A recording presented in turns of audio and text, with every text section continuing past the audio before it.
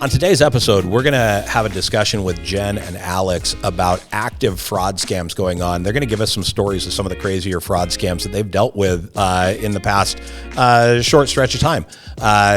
Very interesting topics. Let's go ahead and jump right into it.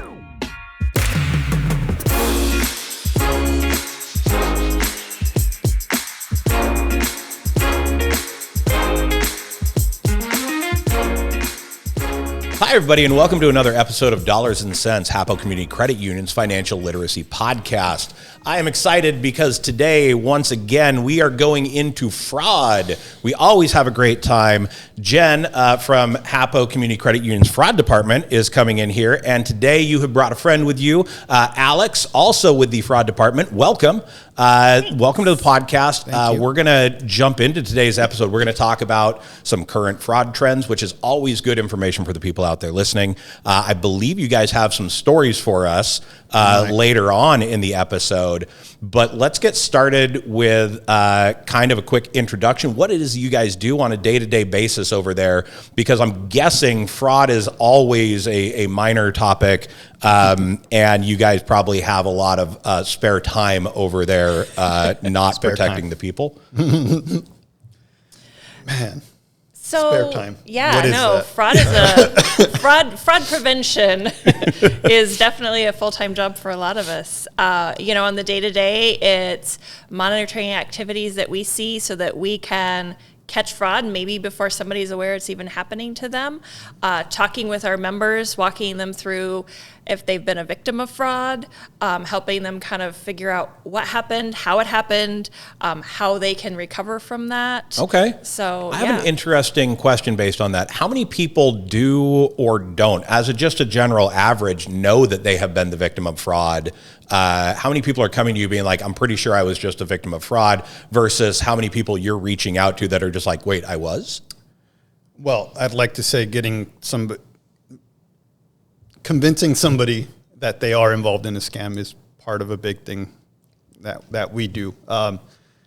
Depending on the situation, somebody might be working with the fraudster fully thinking that they are in fact in a relationship or whatever. Romance scam, whatever it might be. So I think convincing people that they are involved in some sort of fraudulent activity is where we spend a lot of our time. I mean, we have great resources to try to pinpoint whether an account is showing suspicious behavior that would say, hey, they're involved in scam.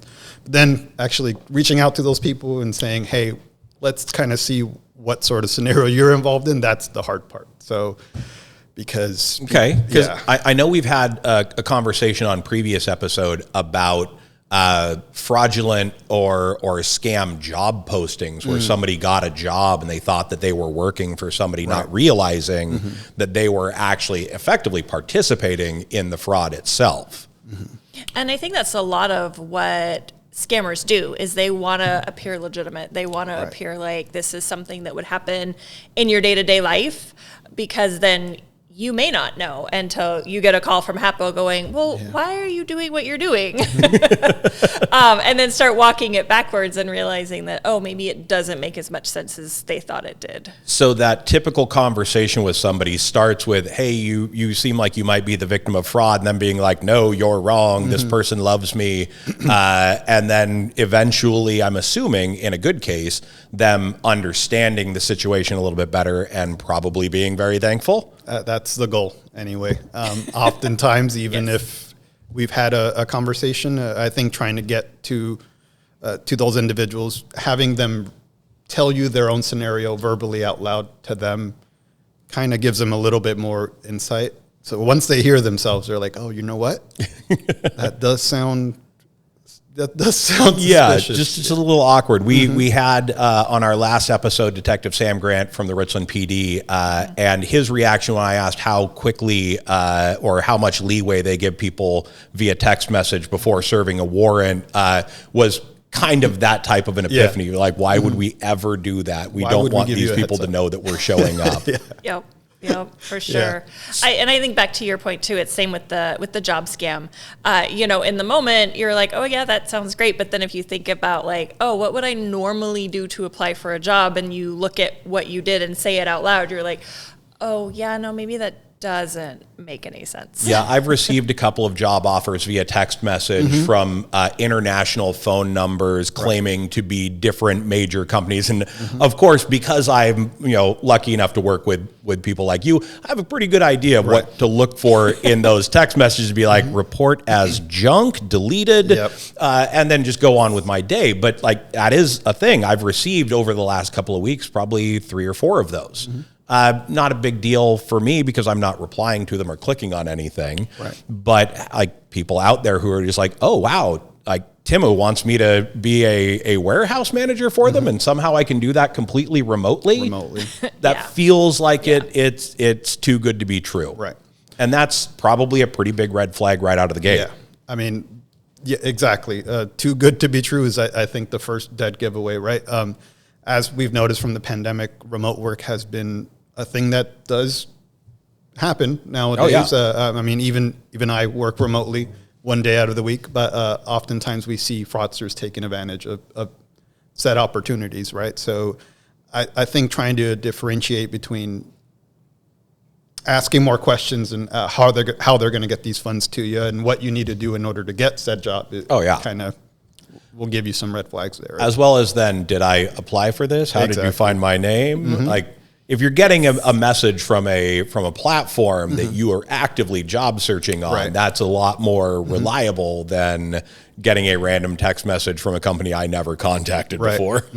And I think especially the newer generation, right? They're coming into this workforce without any prior knowledge. So just like you said, you have people that you work with that you could roundtable and say, hey, yeah, this sounds like a scam.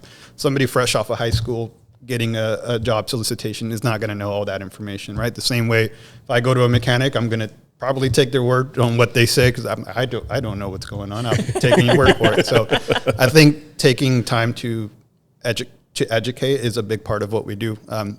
We see, I remember being in high school myself. I mean, anybody that offered me a job, I was looking for anything and anywhere. And now, Indeed, LinkedIn, all of those places are great, reputable places to find a job, but there's bad actors out there. So you never know who is legitimately reaching out to you. I mean, the companies themselves could very well be legitimate, but the individual reaching out to you probably doesn't have the best interest. Verify is always the rule number one. Verify typically via a phone number that you already know that goes back to that company. Right.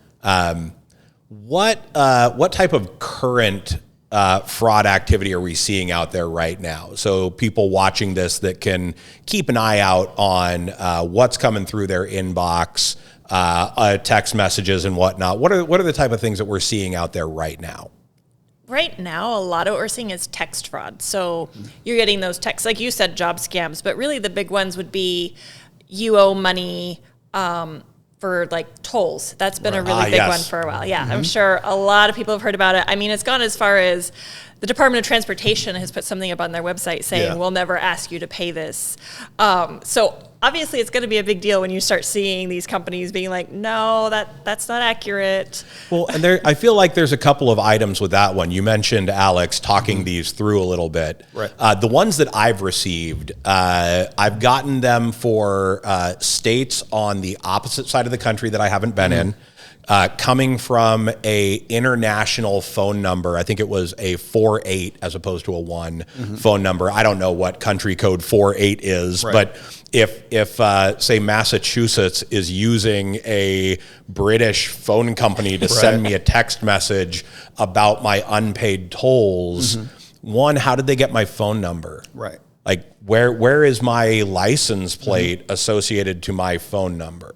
I feel like there's a number of items in that just right out of the gate are just like, oh yeah, this seems pretty scammy. It's typical that they send out text messages without your without you being their main target, right? It's just like if you go fishing, you're not going after that particular bass that day. You just happen to catch that Yep. that text message or call goes to the masses, and whoever happens to reply, that's a bite right there, and then we can work on said individual. So That is actually a good point, because I will also say that in any of those text messages I've received, I don't believe there's been any personal information listed.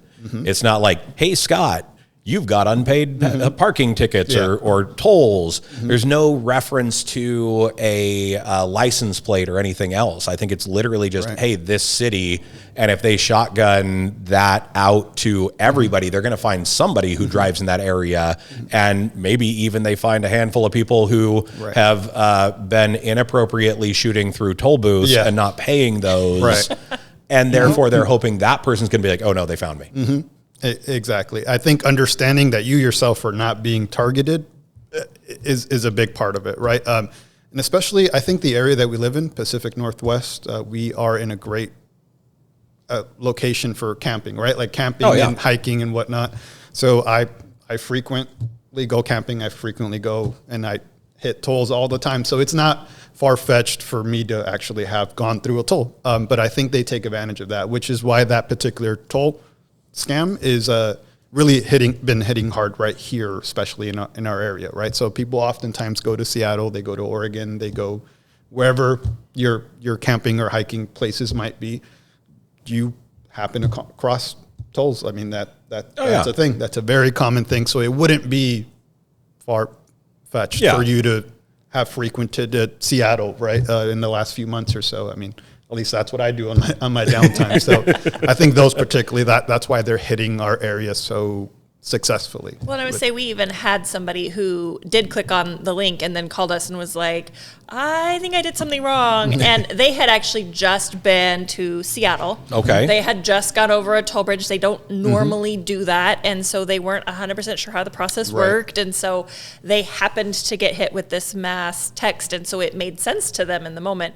And I think kind of to what Alex is saying, like they're throwing it out there to see, what we might be able to catch, and that is like a prime example of why they throw it out to the masses, because there's gonna be somebody that it makes sense to, or to your point that maybe just blew through it and was like, I don't need to pay it. Well, so there's another factor there. This individual that you're mentioning, did they give out one of the primary features that they're looking for? Did they say that when they got the message, they panicked? Yes.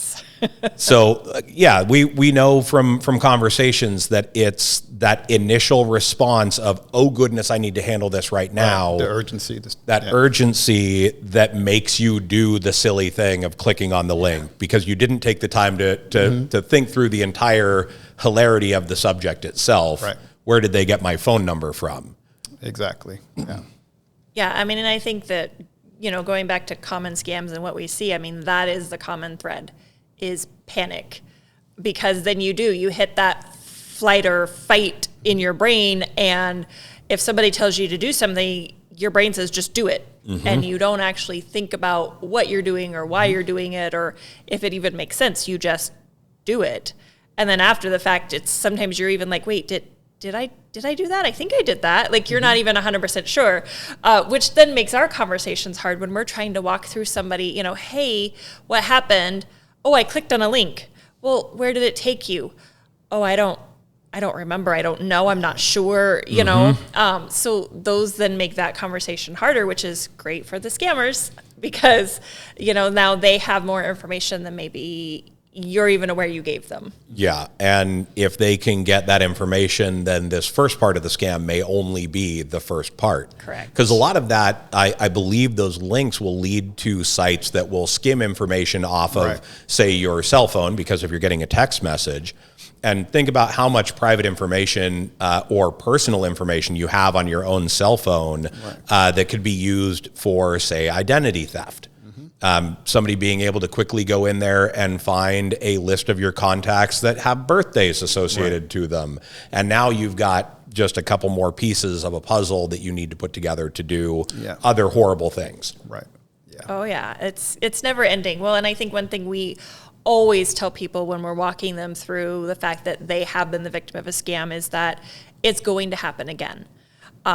Just like we have people that, we know, oh, maybe you're a little more vulnerable due to age or demographic or things like that. Like the scammers know, oh, this person has fallen victim to a scam before, so we know they're more likely to fall victim to a scam again. So they will continue to try. That's marketing 101. If somebody has Yes. bought something, you send them a deal so they'll buy it again. Yes. Right. Yeah, like funny enough, marketing and wow, that feels terrible to say. Marketing and fraud scams are kind of similar in Yes. how they target.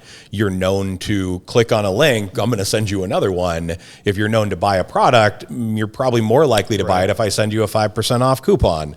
Something along those lines feels kind of rough. You mentioned age as a demographic type of a thing for somebody potentially being higher likelihood of being a victim as well. I know one of our previous conversations was the grandparent scam, where we had discussed briefly the introduction of AI into fraudulent activities and scams. Have we seen that getting more advanced or more sophisticated? Or are they sticking with the easier shotgun text message thing as far as what's going around? As far as AI goes, I think, I hate to say it, but we're probably going to see more of that in the near future. As of right now, even as most companies are experimenting with AI, it's not a very concrete thing right now, and those fraudsters are kind of, in my opinion, as far as what we've seen, those are not, I could see them potentially being the hot topic in a few years. Okay. But we're taking the time to teach our AI how to help us in doing whatever it is that we're programming them to do.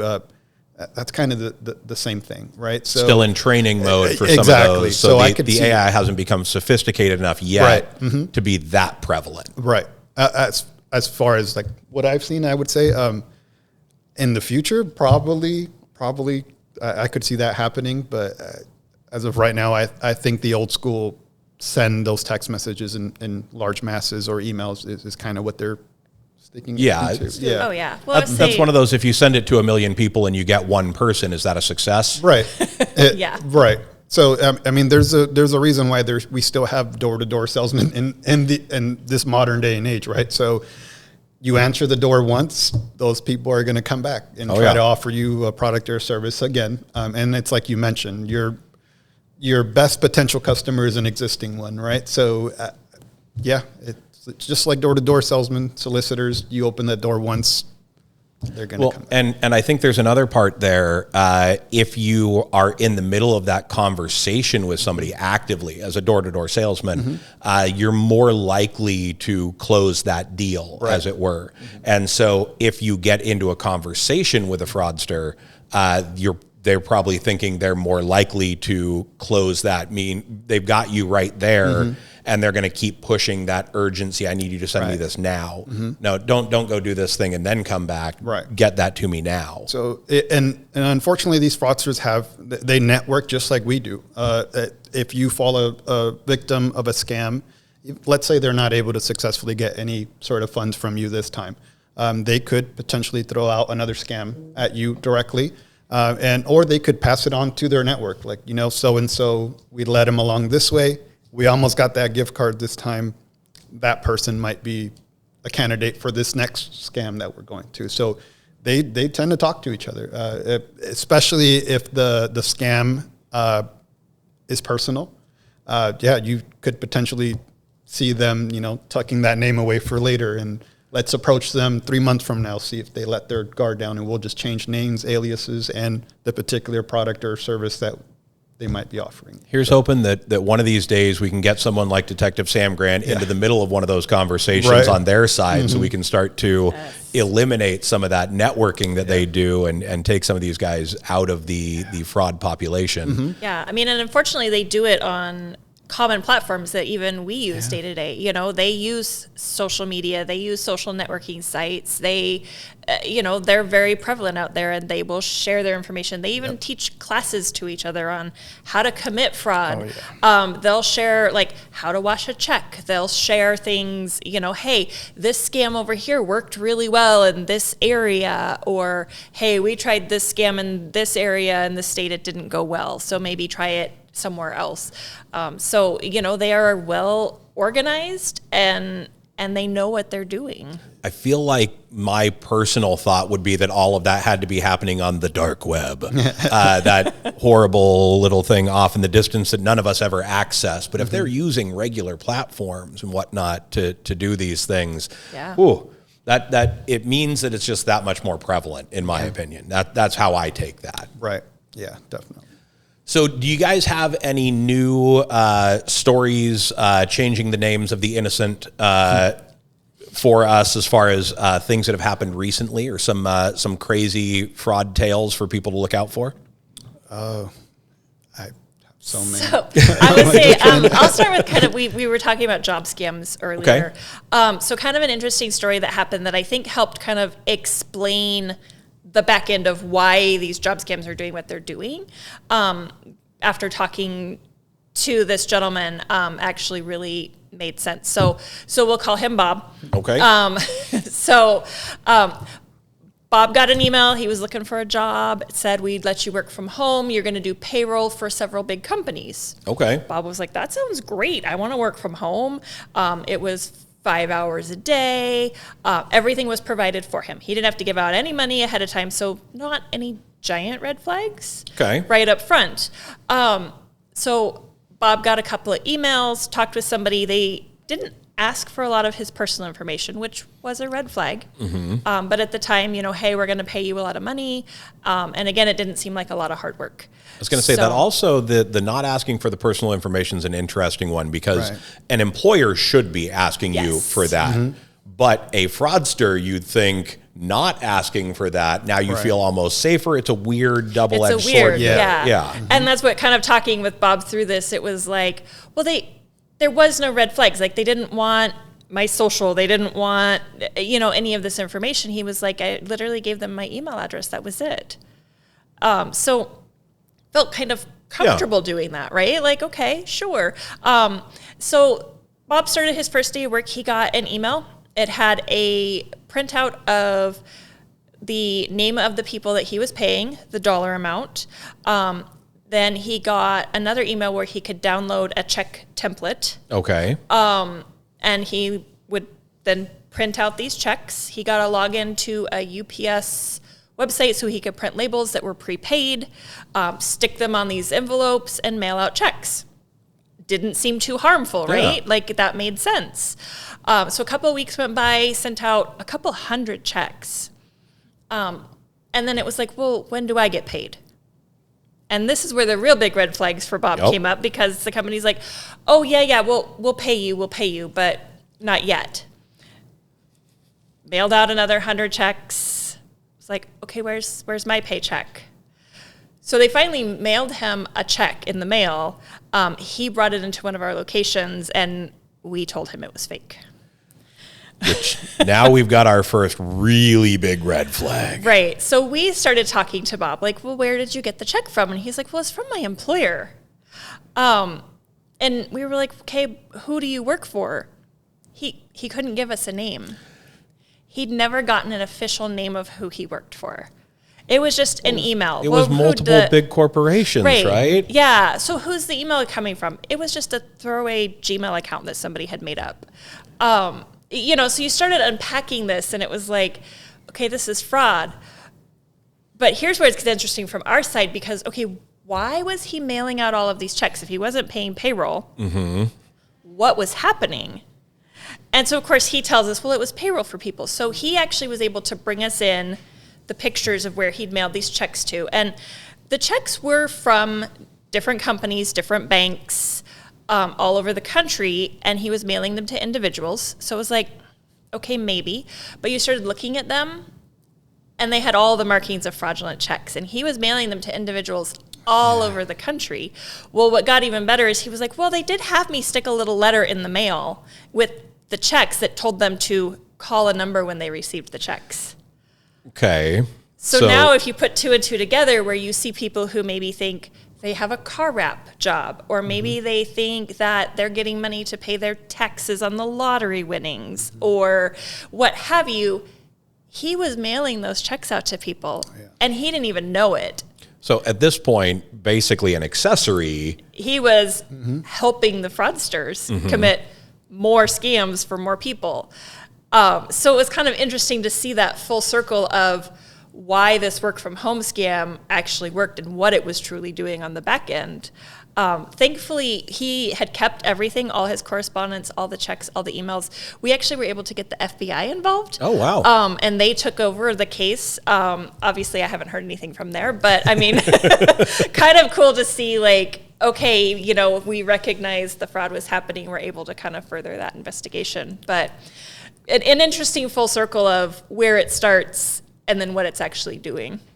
That's a fascinating story as far as how they were utilizing a third party to help facilitate all of the additional stuff that they were doing and how it kind of builds on itself. Yeah. Yeah. So I think my most recent one, piggyback on job scams, we do see these fraudsters actively actually reaching out to our own personal small businesses. Okay. Right. So a big trend right now is manual labor as far as small businesses, whether it be landscaping, catering, whatever it might be. We're seeing a huge trend. I think my most recent one, we're throwing names out there. We'll call them Bigfoot LLC, right? Okay. So they are they were a landscaping company. So which is normal. They get paid in check form all the time. So when this random individual said, "Here's this property, you could check it out on Zillow. I need you to do some landscaping for me." That they took it as like, okay, that's a good gig. This is something I can do. However, once they came to a deal, I believe the deal was $1,000, right? They were told to expect a check in the mail for the payment of the landscaping. So check came in the mail. The check was $2,500. Again, the agreed upon price was $1,000. So our member was essentially like, hey, you paid me a little bit more than than we agreed upon, and that's where that first red flag came in, right? Yep. So since you're already going to be at my property, I actually have movers there as well. It would be great if I could use you to pay them as well, right? So $1,000 is for the landscaping of the property. The $1,500, I need you to cash app this to the movers that are going to be picking up all the furniture there. So check came in the mail. They did what they were instructed to do. Got all their workers together.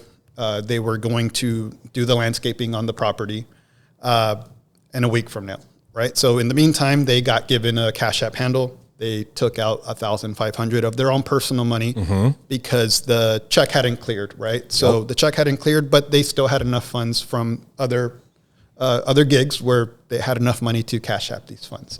So they negotiate the check. They send the $1,500 out via Cash App. Check then bounces. A day later, came back as altered fictitious, meaning that check was not legitimate. However, that Cash App transaction that they did is real money, right? Yeah. So that check bounced back, and now they're negative $1,500 of the money that they sent out.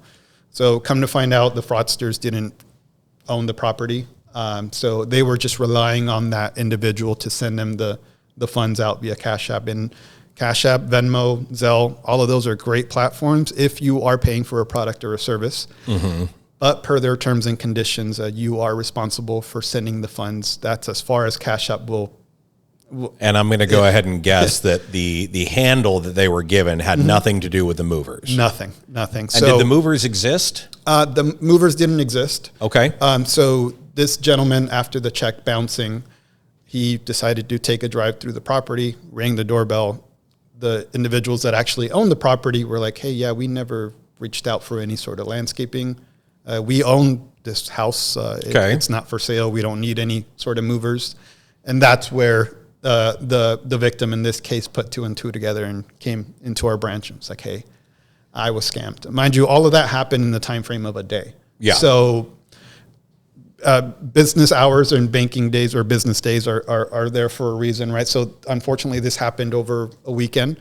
Yep. So had this individual presented that check and kind of told us what the situation was, we could have put him I guess kind of give him some things to look out for, right? Especially the Cash App, the funds, the funds being more than they agreed upon.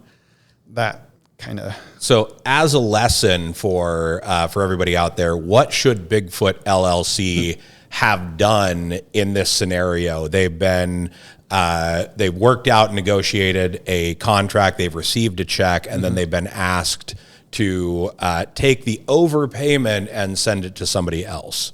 Right. So I think you being the middleman and in anything outside of what you are instructed to do should be your biggest red flag, right? If you're there, in this case, landscaping, you should not be involved in the movement or transportation of their furniture or anything else. Usually, if you want to hire a mover, you go out to that mover directly, right? It's like paying a caterer to then do your entertainment for you. You're probably going to reach out to somebody that is completely separate. So I think actually doing their due diligence, especially if you're not dealing with a person face to face. Not that those interactions don't happen. We've had situations where people shake the hands of the fraudsters or the people writing fake checks, right? Oh, okay. But in this particular case, I think the individual legitimately wanting to do the gig didn't take it upon themselves to actually go maybe reach out to the home, shake that individual's hand, especially if you're conducting a business and you're going to show up to somebody's property. You want to make sure you know who you're working with, right? Anybody can take a name or a picture and create a fake profile online and claim to be whoever they want to be. And unfortunately, this just happened to be a fraudster. So, anything else they could have or should have done in that situation? I think if they were to, and again, this is all hindsight, right? Yeah, of course. If they would have brought in the check, explained their situation to a teller or anybody in branch, we could have picked up some of those red flags. So unfortunately, this individual really needed the money, so they just put it through an ATM. They already had funds available from prior gigs. So without being presented red flags, it's kind of hard to tell somebody what they should and shouldn't do. Well, I feel like there's one item that's jumping to mind for me from a business standpoint. And that would be if this person has given you too much money, wait for the check to clear. Right. And then provide them a refund. Absolutely. And if they needed that money to pay their mover, then that's their situation. Especially if this is, like you said, somebody that you've never met before. You didn't make a handshake deal. Like if, say, the three of us own 3 different companies and we're all good friends, and I could be like, hey, Alex, I need Jen to do something else for me. I'm not going to see her this week. If I give you this money, can you pay her on my behalf? Like if we all know each other, that's a whole different story than in this one where it's you just don't know who it is. Yeah.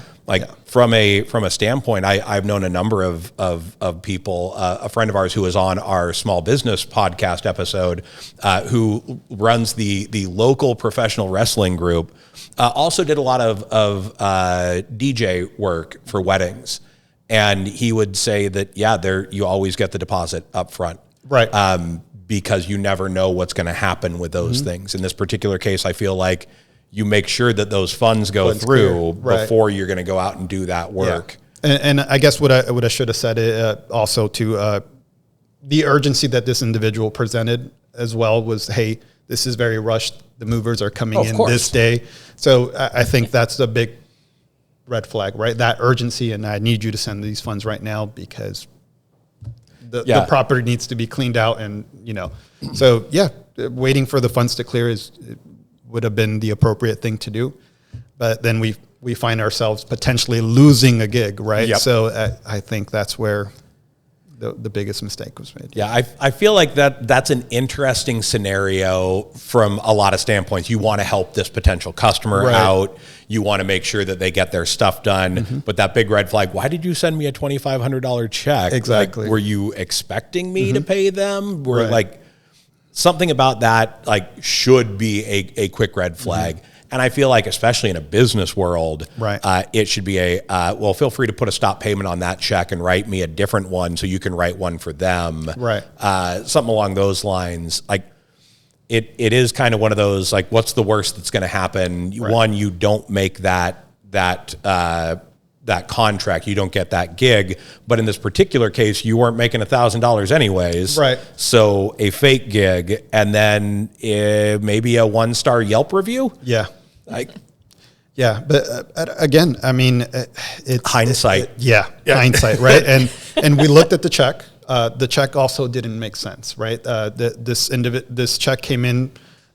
This potential client was a John Doe. The check came in from a business out of Mississippi. Again, those huge red flags there, right? So this is not a personal check from from the individual claiming they owned the check. It was from, I believe it was an animal hospital out of Mississippi. So again, that check was probably stolen somewhere else and changed to whatever name this particular victim was.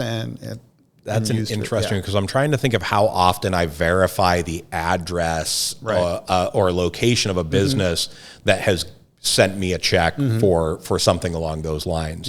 I'm going to have to start paying more attention when I receive one of those to look at it and be like, oh, cool. Hey, my insurance company sent me some money back on this thing that I just did that I paid for. I don't think I regularly look at those checks outside of just a cursory glance. And I mean, we all have the resources too, right? Anybody nowadays can look up the owner of a particular property. That information is public record. It's easy to access. All it takes is a quick Google search, right? So, and that's something that we discussed with this particular victim afterwards. So if you would have Googled the property, you could have seen the actual owner and the people associated with the actual property. Unfortunately, the urgency of this fraudster and them not wanting to lose on a potential gig was kind of it feels like that's kind of an above and beyond type of a task. We shouldn't have to go validate and verify everything when somebody's calling to do business, but you're not wrong. That is a step that they could have taken, which would have been very helpful. I would say if you're not getting cash, I mean, check the cash too, because that's a whole different subject, right? But that's a different podcast. So if it's not cash, trust but verify. You know, that's ultimately what it comes down to. Random question. I know our financial coaching is open and available to anybody out in our communities. You don't have to be a HAPO member to take advantage of that. Is your department also available to anybody that feels like they've gotten scammed? Is this a members only situation? Absolutely. So our number is available for anybody, right? And if oftentimes where we have individuals become victims, we often give them our direct line to our fraud department. If you can think of a scenario, trust me, we've dealt with it, right? So we always give that number out. It's a direct line to our fraud department. We would much rather have an hour conversation with you about how this is fraud than you end up potentially taking a loss. And at the end of the day, I get paid by the hour, so holler at me. I'd be happy to answer any questions you might have. Doesn't matter if you are a HAPO member, a GISA member, Numerica, wherever you do your banking, we are here to help make sure that this is not you becoming the victim of a scam if you think something's happening. Yeah, absolutely. Well, and I would say a lot of times too, we'll get especially if it's an identity theft case where maybe a fraudster has tried to open an account here. So then we actually get a hold of the real person, and we kind of help walk them through the same steps we would our members. Hey, somebody tried to open an account here, which means they have all your information. So you should probably check your credit. You should probably, put a watch or a freeze on it. You should pull your check systems. We kind of walk them through that whole process of what that looks like. And No, they probably don't even live around here, and will probably never be a HAPO member, but we still want to offer them those same benefits of let us help you make sure that you make it right. Yeah, I feel like that is part of the community credit union way, people helping people, not us helping only the people that bank with us, because that isn't what community is about. It's making sure that everybody is safe in these situations when they come up. Well, I know for a fact that if somebody tried to open an account in some random South Dakota credit union in my name, that I would appreciate if they called me and let me know that something was happening. Oh yeah. You did mention putting a halt or a freeze on their credit. What sort of tools are out there that people can utilize to go out and do those things? How can they do that? So, I mean, obviously, if you bank at HAPO, we have Savvy Money. That's an amazing resource. You can look at your credit, you can see all your different activity, see if there's anything wrong with it. If there is something wrong, reach out to the credit bureaus directly, where you can put that freeze on. Typically, if you put a freeze with one credit bureau, that will transfer to all of them, so you don't have to individually call all the different credit bureaus. If, hey, you think you might be buying a car, purchasing a home sometime in the near future, you could just put a fraud watch on there. Not quite as effective, but it is another tool that you can use. That way you don't have to worry about it being frozen and getting your PIN and kind of going through that whole process, because buying a house or car is stressful enough. Right. So there are different options on there. One of the ones that people don't talk about enough is Check Systems. So Check Systems is a company that works with a lot of different banks and credit unions to look at accounts for savings and checking accounts. So not necessarily loans, your actual credit, but it pulls your basic information in. So it's looking at where you live, your address, other places where you've opened accounts. Not everybody uses it, but it is one of the biggest companies. And so you can actually put a freeze on that, which I think people don't realize. Once fraudsters have your information, maybe they aren't going to go out and buy a loan and buy a big fancy car, but they're going to go to some other state. They're going to open a checking account in your name. They're going to start bouncing checks under your name. And then once they kind of have that established pattern of, you've opened accounts in other places, now they can go in and open an account and open a line of credit or open a Visa credit card. So it's just one more way to really make sure that your information is secure and that it's being watched. Baby steps into larger steps and leaps and bounds. And then all of a sudden, while you may not have noticed the couple of things that happened over here because they don't really impact you, then the big thing happens and you don't have as good of a method of shutting it down or noticing it right away. Yeah, absolutely. I will say that Savvy Money is pretty fantastic, because it will let you know when there has been a inquiry into your credit as well. And I've gotten a couple of those notifications and I was like, oh, yay, that came through. It knows that I'm doing this thing. That's great. And so it's kind of refreshing to see that, these tools are working. Like, I made that purchase over there and it did come through and notify me of those things. So if I got a notification that was out of the blue, I'd be like, now I know I need to go and react and do something about that. Yeah. It's really great to have those monitoring services up and running. I mean, and obviously we love Savvy Money, but there are other companies that do the same thing. A lot of times too, if you've got a credit card, a lot of the credit card companies are offering that for free as well. So, I mean, and it never hurts to have 2 or 3. I know when I bought a car, I think I got 4 dings within like 2 minutes telling me that they'd run my credit. So I'm covered. I was going to say, was there a sense of urgency involved in that with a link to click? Because and I will admit myself, maybe it's the area that I work with and I see these fraudsters every single day. My credit personally is flagged through the credit bureaus and check systems. And that's probably because I'm paranoid, because I see this every single day.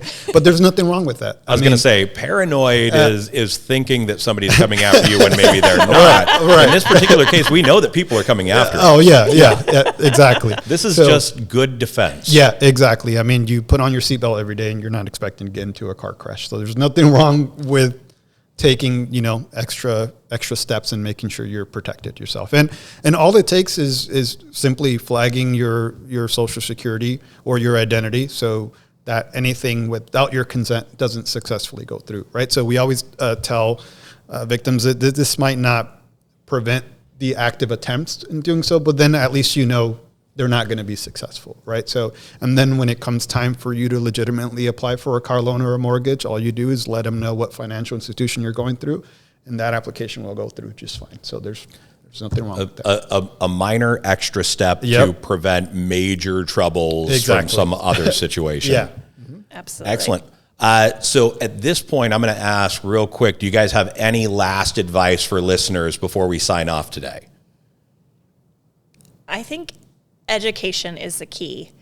Know what's out there, know what's happening, and the more you know, and then the more you share with your friends, the less likely you are to be a victim of fraud. I think there's another part to that as well. Like if you are being open and honest about that so that other people don't. Yes. Right. Like, yeah, it can be a bit embarrassing if maybe you did click on something, but if you immediately come out and fess up to that or say this, you're probably helping yourself out and a lot of other people by owning up to it. And I think you realize you're not alone too. Definitely. And this all goes to, I mean, our membership is pretty well aware if they have been a victim of whatever fraud. We do ask a lot of questions, and it's not because we mean to pry into your personal life. We want to know how compromised you are and how big of a hole you've dug yourself in, so we can help you out of that, right? So, and a lot of the times we do know these fraudsters change their aliases, their names, and what have you. But what they do tend to do is recycle their information, right? So anything that you are willing to share kind of helps us link other potential victims as well. And if, let's say, you just happen to lose money in purchasing a gift card, but you don't let us know that your social security number was given out, then you could see in the future having identity theft or something along the lines of that. So this is why we ask those questions. So we want to make sure to try to protect you in every scenario you find yourself into. So again, we don't mean to pry. We just want to help you out and give you the right tools and resources to. Perfect. Yeah. Well, thank you guys so much for joining us. As always, very insightful information for everybody out there. Pay attention to your credit, your personal information, and keep yourself safe. And for everybody else, this has been Dollars and Cents, HAPO Community Credit Union's Financial Literacy Podcast. Till next time.